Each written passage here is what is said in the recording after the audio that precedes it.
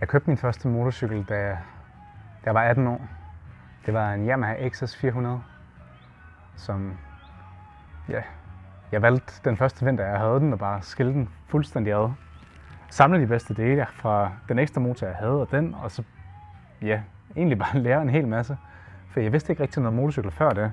Jeg har altid været super forelsket i dem, fordi de bare kan noget på en helt anden måde.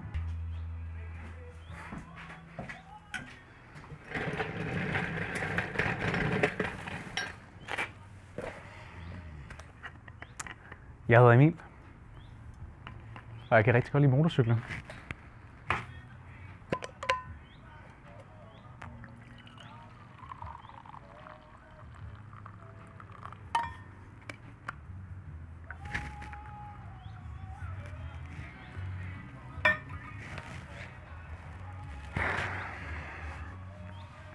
De kan give dig et fællesskab, de kan give dig tid til dig selv, til dine tanker, det kan give dig kundskaber ind i at lære, og det er som at arbejde med dine hænder.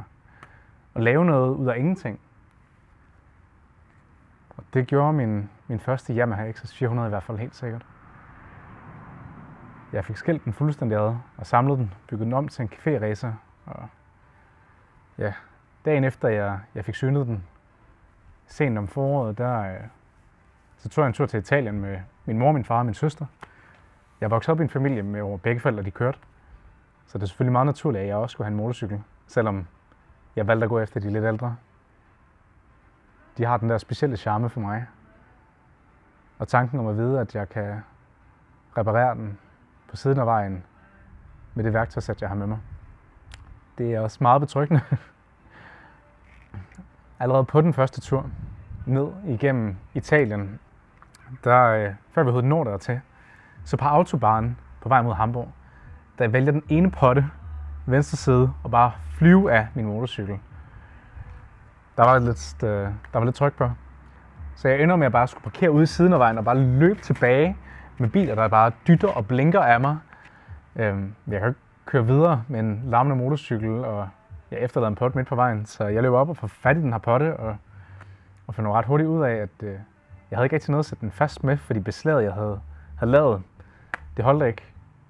Det fik jeg som mulighed for at lave nyt af, da jeg kom hjem. Men i første omgang, så måtte jeg finde noget hegnstråd ude fra siden af vejen, og ligesom bare klippe det i stykker. Det var der, hvor jeg lige blev glad for, at min far havde taget en god, solid tang med, så jeg kunne klippe det op. Og så formåede vi ligesom at binde det fast. Jeg tog lidt ekstra med, hvilket jeg fik brug for, da den anden side den så hoppede af et sted nede i Alperne. Men jeg tror også bare, det viste mig noget om det her med både for motorcykler, men også bare i livet i sig selv generelt. Lige meget hvor skidt det går, så skal det hele nok gå. Det kan være første gang, at det kan være, at du har brug for hjælp nogle gange. Nogle gange så kan du klare det selv. Men lige meget hvad, så hvis ikke du har redskaberne, så skal du nok få det. Så skal du nok komme igennem det. Sidenhen så har jeg fået bygget flere motorcykler både i Danmark og i Australien. Og det er noget, der har givet mig et kendskab til materialer og værktøjer, men også til hele nye venner, jeg har fået på tværs af hele verden. Og det betyder utrolig meget for mig i dag, at jeg har de her venner. De har været der for mig i perioder, hvor jeg virkelig har haft brug for det. For selvom det er utroligt meditativt for mig at sidde og skrue på de her mekanik og elektronik, og kan give mig en masse frihed i mit hoved, så har man også brug for at have nogen at støtte sig op af. Og det synes jeg virkelig, motorcykelfællesskabet i Danmark, det har hjulpet mig rigtig meget med. Det er også en af grundene til, at jeg kører med til Gentleman's Ride heroppe i Aalborg. Det er fordi, at sammen så står vi bare stærkere.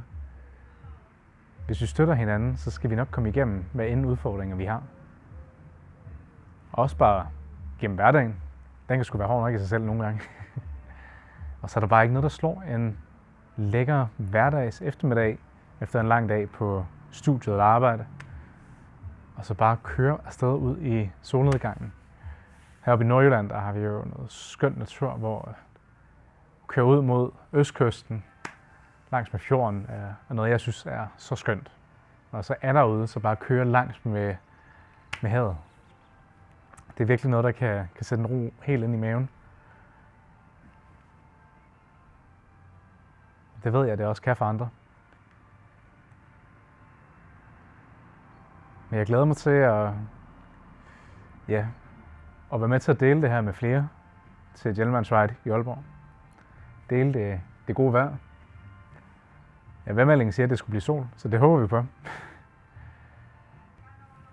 Ja, men jeg har en motor, jeg skal have samlet igen.